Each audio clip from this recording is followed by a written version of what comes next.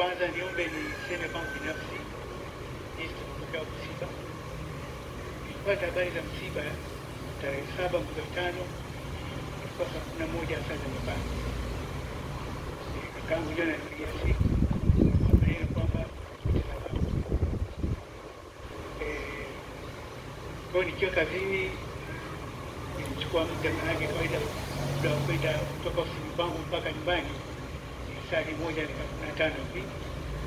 Na katika maisha yangu sikuona safari ndefu kuliko hiyo. Ilikuwa ni safari ndefu kuliko safari ya masaa 21 kutoka Japani. Kwa hiyo ingawa tumepoteza baba, tunashukuru kwa baba kuishi miaka 94.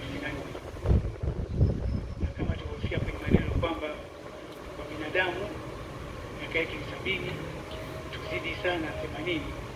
Kwa hiyo tukiomba zaidi hapo tutakuwa tunashukuru. Kwa hiyo tunapokea hilo vizuri na tunashukuru kwa yote. Naomba niongelee mambo fulani kutoka kwa baba. Katika miaka 54 yangu niliishi naye. Katika miaka 54 tuliishi naye, jambo kubwa najifunza kutoka kwa baba ni jinsi ya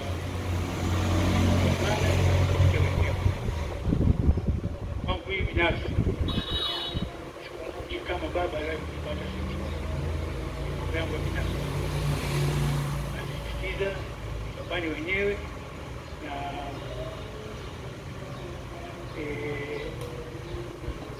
kujitafutia mwenyewe.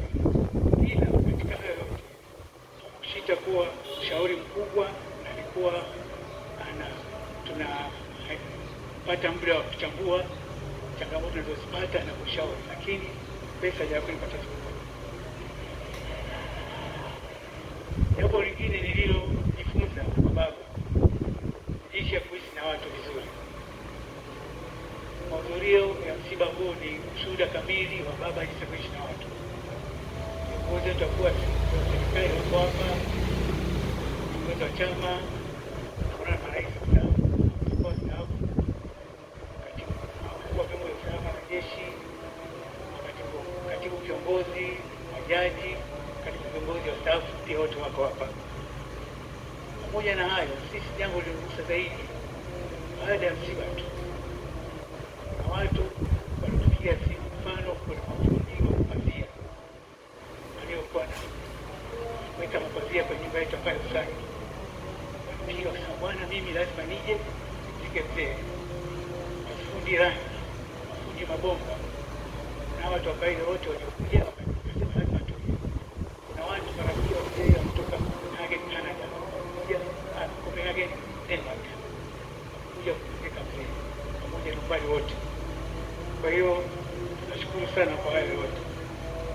Jana tulipokuwa Mwanga kwenye shughuli ya kumwaga mzee, nilishangaza sana kulikuwa na kusalimiana na Mheshimiwa Sabaya, mwenyekiti wa CCM kwa kufanya kazi na mzee tangu 1980. Nishawahi kulala kwenu hilo sikujua. Pia jana tulipata ugeni kubwa kutoka kwa mkubwa kama mkuu ya sisi, na alikuwa rafiki yake mama.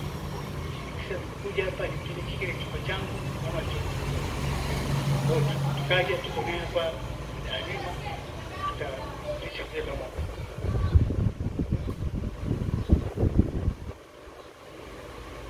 Lingine ambalo kubwa kujifunza kwa mzee, sio katika hiyo miaka 53 ya mwanzo, ni katika hii miezi 6 ya mwisho. Tangu Novemba mwaka jana mzee alikuwa anafunguliwa, akawa haifumuka hivi, na tulikuwa na taratibu kila mwisho wa mwaka tunakuja Usangi tukutana na familia. Mwaka huo tukasema, bwana, sisi naomba sababu safari ya kutoka Usangi kutoka Dar es Salaam kwa Usangi ni saa 7 na gari na nini. Kwa bwana kufika Dar es Salaam, alafu kama unataka kushiriki toshiki kwa mtandao, ukisema hapana lazima nini. Kwa kuwa yeye alikuwa ni mtoto wa tatu katika familia ya David Mhango, lakini alikuwa kiongozi wa familia kwa sababu yeye ndio pekee alibaki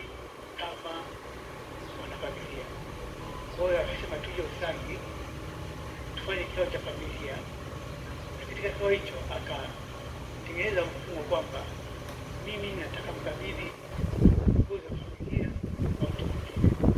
Kwa na familia tukakaa tukaamua kwamba tunakabidhi kigoda cha Mahako kwa kaka yetu Victor, kwa kama iko namba simama. Ndio kitu wetu ambayo tunapisha mfumo na pia kabisa tunabadili kila kitu. Nadhani ni miaka mingi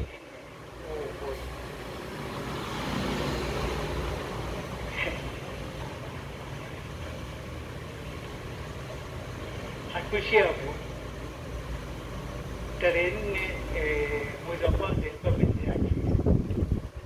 Baba kawaida huwa apende kufanya birthday. Yeye mwenyewe akaagiza, mwaka huu nataka nifanye birthday, akachagua nani aje, mchungaji gani afungue sala, kila kitu akakipanga mwenyewe. Na hapo tukafanya kazi vizuri. Tulipokuwa kwenye hiyo birthday ilifanyika vizuri sana. Tukawa na majadiliano mengi kwamba watu wengi wanamwanga, wakasema fanye nini kumwenzi mzee. Tukawa na mawazo kwamba tupe baina mwili mwisho wa siku, kwa sababu hivyo sio mtajipe za watu. Baada ya hii kuweze kuisha, nikamfuata nikamuuliza nini, akasema nia yake yeye ajengewe chuo kikuu Mwanga. Chuo cha aina gani? Akasema sio hivi vikuu vinavyotumia vitabu vingi sijui nini, tutumie brain power, ambacho alisema ni biotechnology au IT. Kwa hilo ndilo jambo lote. Lingine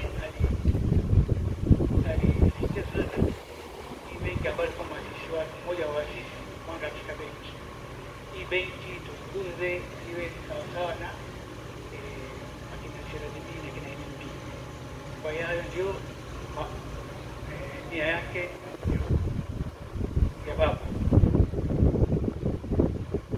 Sasa mimi katika hayo yote kujifunza nini? Kawaida tukifikia miaka 94 na afya haiko nzuri na bado una wasiwasi, lakini yeye alijali hiyo hali yake, jitahidi kwamba mambo yende aje afanye mpaka anataka na atimize ndoto yake, sio kwamba asubiri tu. Na pia kilichotuza zaidi kwamba aliweka kipaumbele kwa jamii zaidi, sio familia yake mwenyewe. Mwisho niomba kutoa salamu za shukrani kwa serikali ya Jamhuri ya Muungano wa Tanzania chini ya uongozi wa Dr. Samia Suluhu Hassan kwa matibabu mzee alipokuwa anaugua na kushika msiba huu. Pia kipekee naomba nimshukuru sana dada Nesinde toka utumishi, abariki sana msiba huu vizuri.